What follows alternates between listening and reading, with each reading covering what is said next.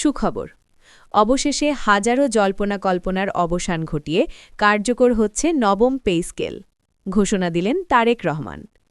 আরও বিস্তারিত থাকছে ভিডিওতে। আসসালামু আলাইকুম। আপনি যদি একজন সরকারি চাকরিজীবী হয়ে থাকেন, নবম পে স্কেলের আপডেট সবার আগে পেতে আমাদের চ্যানেলটি সাবস্ক্রাইব করে দিন এবং ভিডিওতে লাইক করে দিন। ধন্যবাদ। সুখবর, দীর্ঘদিনের প্রতীক্ষা, অসংখ্য জল্পনা-কল্পনা আর অনিশ্চয়তার অবসান ঘটিয়ে অবশেষে কার্যকর হতে যাচ্ছে নবম পে স্কেল, ঘোষণা দিয়েছেন তারেক রহমান। এই ঘোষণাকে ঘিরে ইতোমধ্যেই দেশজুড়ে সরকারি চাকরিজীবীদের মধ্যে শুরু হয়েছে ব্যাপক আলোচনা, প্রত্যাশা আর নতুন স্বপ্নের হিসাব নিকাশ। নবম পে স্কেল শুধু একটি বেতন কাঠামোর নাম নয়, এটি লক্ষাধিক সরকারি কর্মকর্তা-কর্মচারী, শিক্ষক, স্বাস্থ্যকর্মী, প্রশাসনিক কর্মকর্তা, পুলিশ সদস্য, প্রকৌশলী এবং পেনশনারদের জীবনের সাথে সরাসরি জড়িয়ে থাকা একটি গুরুত্বপূর্ণ বিষয়। বর্তমান দ্রব্যমূল্যের ঊর্ধ্বগতি, বাসা ভাড়া বৃদ্ধি, চিকিৎসা ব্যয়, সন্তানের শিক্ষা ব্যয় সবকিছুর সাথে তাল মিলিয়ে চলতে গিয়ে অনেকেই হিমশিম খাচ্ছিলেন। সেই বাস্তবতায় নতুন পে স্কেলের ঘোষণা নতুন করে আশার আলো দেখাচ্ছে। এই ঘোষণার রাজনৈতিক ও অর্থনৈতিক গুরুত্বও কম নয়। দীর্ঘদিন ধরে সরকারি কর্মচারীদের দাবি ছিল একটি যুগোপযোগী বেতন কাঠামো। সপ্তম ও অষ্টম পে স্কেলের পর থেকে সময়ের ব্যবধানে বাজার পরিস্থিতি বদলে গেছে। জীবনযাত্রার ব্যয় বেড়েছে বহুগুণ। ফলে নতুন পে স্কেল ছিল সময়ের দাবি। সেই দাবি পূরণের প্রতিশ্রুতি এবং তা কার্যকর করার ঘোষণা অনেকের কাছে বড় বার্তা হিসেবে এসেছে। নবম পে স্কেলে কি পরিবর্তন আসতে পারে এ নিয়ে ইতোমধ্যে বিভিন্ন মহলে আলোচনা চলছে। সম্ভাব্যভাবে বেসিক বেতন বৃদ্ধি, গ্রেড ভিত্তিক পুনর্বিন্যাস, টাইম স্কেল বা সিলেকশন গ্রেডের নতুন কাঠামো, বাড়ি ভাড়া ও চিকিৎসা ভাতার সমন্বয় এসব বিষয় গুরুত্ব পেতে পারে। পাশাপাশি পেনশনারদের জন্য বিশেষ সুবিধা অন্তর্ভুক্ত করার কথাও আলোচনায় রয়েছে।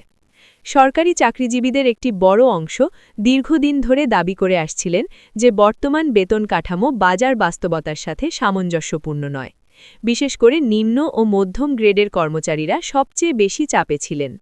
তাদের মাসিক আয় দিয়ে পরিবার চালানো, সন্তানের লেখাপড়া, চিকিৎসা এবং অন্যান্য প্রয়োজন মেটানো ক্রমেই কঠিন হয়ে উঠছিল। নবম পে স্কেল কার্যকর হলে তাদের আর্থিক স্বস্তি কিছুটা হলেও ফিরে আসবে, এমন প্রত্যাশা তৈরি হয়েছে। এই ঘোষণা দেশের প্রশাসনিক কাঠামোর উপরও প্রভাব ফেলতে পারে।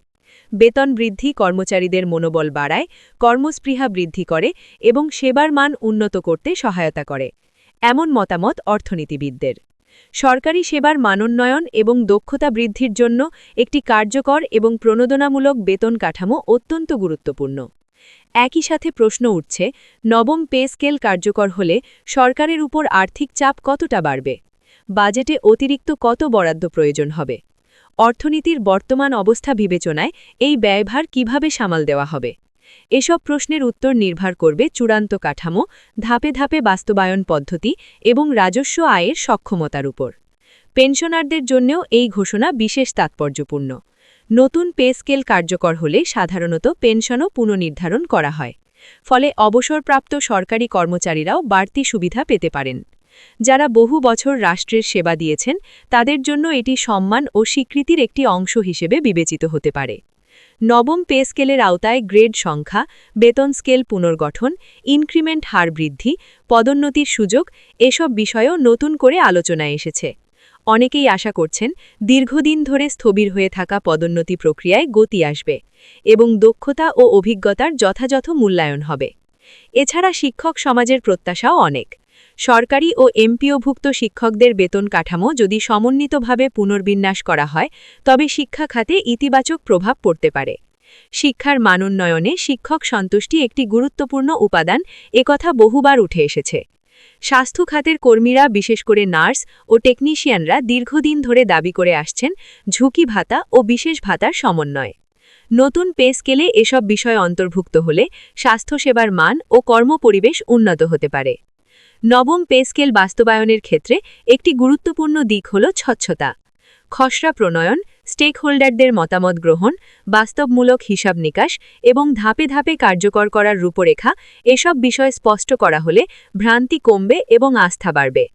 এদিকে তরুণ প্রজন্মের চাকরি প্রার্থীরাও বিষয়টি গভীরভাবে পর্যবেক্ষণ করছেন।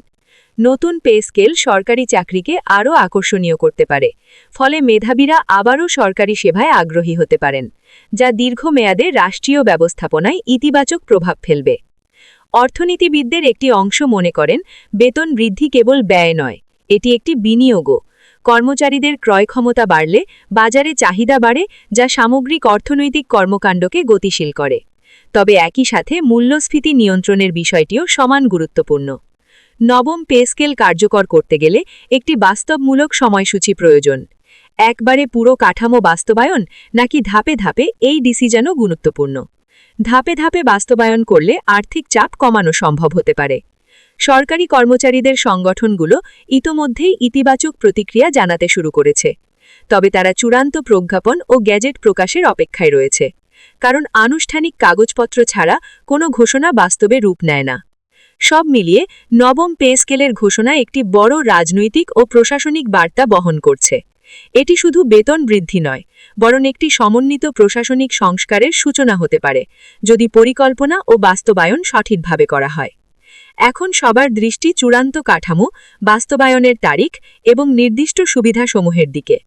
হাজারো জল্পনা কল্পনার অবসান ঘটিয়ে যে ঘোষণা এসেছে, তা বাস্তবে কত দ্রুত এবং কতটা কার্যকরভাবে প্রতিফলিত হয়, সেই অপেক্ষায় রয়েছে দেশের লক্ষাধিক সরকারি কর্মচারী ও তাদের পরিবার।